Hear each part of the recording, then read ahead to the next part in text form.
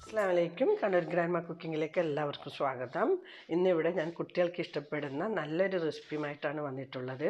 ഇനി നമുക്ക് വീഡിയോയിലേക്ക് കിടക്കാം. ആദ്യം നമുക്ക് ആട്ട കുഴച്ചെടുക്കാം. അതിനുവേണ്ടി ഞാൻ 1 കപ്പ് ആട്ട എടുത്തിട്ടുണ്ട്.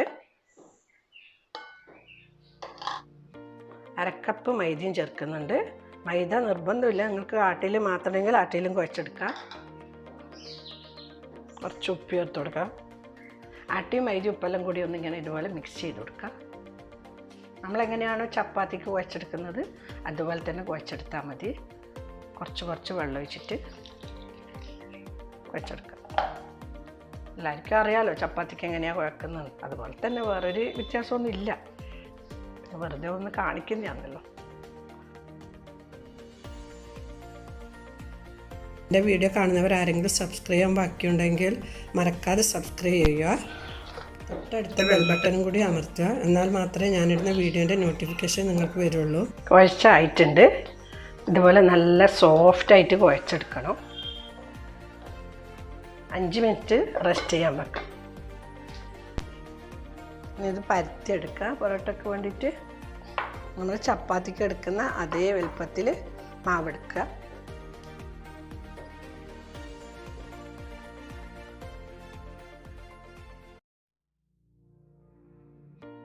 ഇതുപോലെ ആക്കിയാൽ നമുക്ക് അരി വണ്ണമില്ലാതെ പരത്തിയെടുക്കാൻ പറ്റും.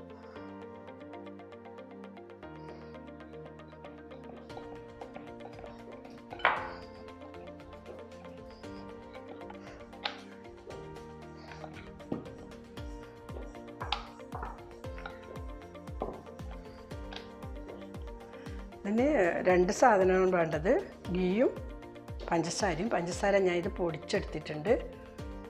പൗഡർ ഷുഗറാണ് വേണ്ടത്. ഇത് നമ്മൾ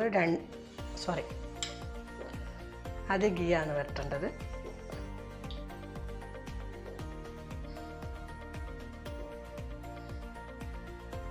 ഗീ വരട്ടി കൊടുക്കുക. അതിനുശേഷം പൗഡർ ഷുഗർ എടുത്തിട്ട് സ്പ്രെഡ് ചെയ്യുക. 2 ടീസ്പൂണ് പൗഡർ ഷുഗർ വേണ്ടി വരും.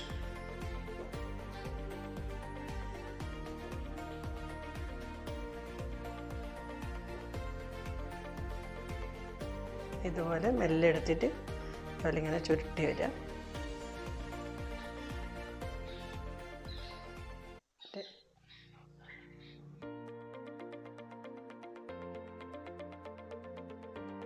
ഇതിങ്ങനെ മെല്ലെ നമുക്ക് വലിച്ചെടുക്കാം. മെല്ലെ വലിക്കണം, അല്ലെങ്കിൽ ചിലപ്പോൾ നടുക്കുന്ന് പൊട്ടി 2 പീസായിട്ട് വരും.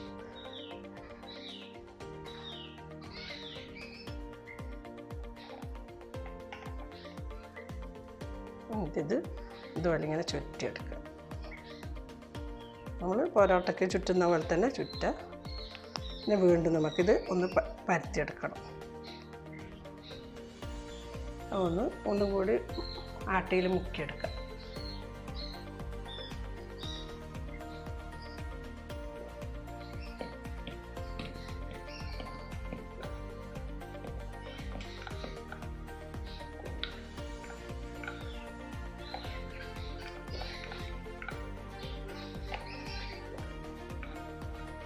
നേർങ്ങനെ ഒന്നും പരത്തണ്ട. നേർങ്ങനെ പരത്തിയാൽ ചിലപ്പോൾ കീറിപ്പോവും.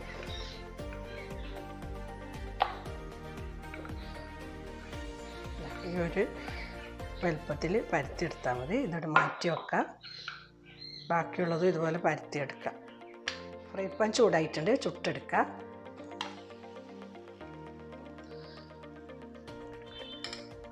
മേലെ കുറച്ച് ഗീ വരട്ടി കൊടുക്കുക.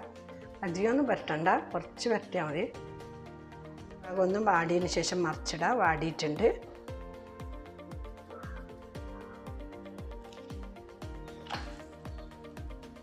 കുറച്ച് മറിച്ചിട്ടതിന് ശേഷം വീണ്ടും കുറച്ച് ഗീ വരട്ടി കൊടുക്കുക. 2 ഭാഗം ഓരോരു പ്രാവശ്യം ഗീ വരട്ടുക.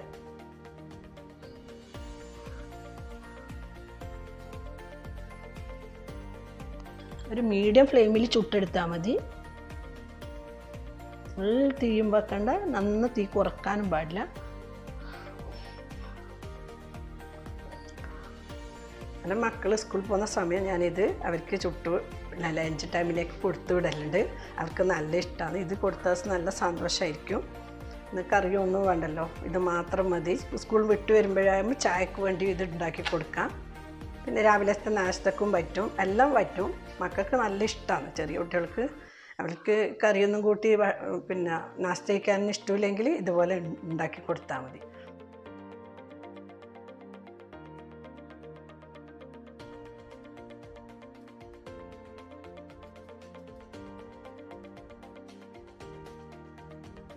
മധുര പൊറോട്ട റെഡി ആയിട്ടുണ്ട്. ഒരു പ്ലേറ്റിലേക്ക് മാറ്റാം. ഇതുപോലെ ബാക്കിയുള്ളത് ചുട്ടെടുക്കാം. ഇൻഷാ അല്ലാ അടുത്ത നല്ലൊരു വീഡിയോ ആയിട്ട് കാണാം. Thank you.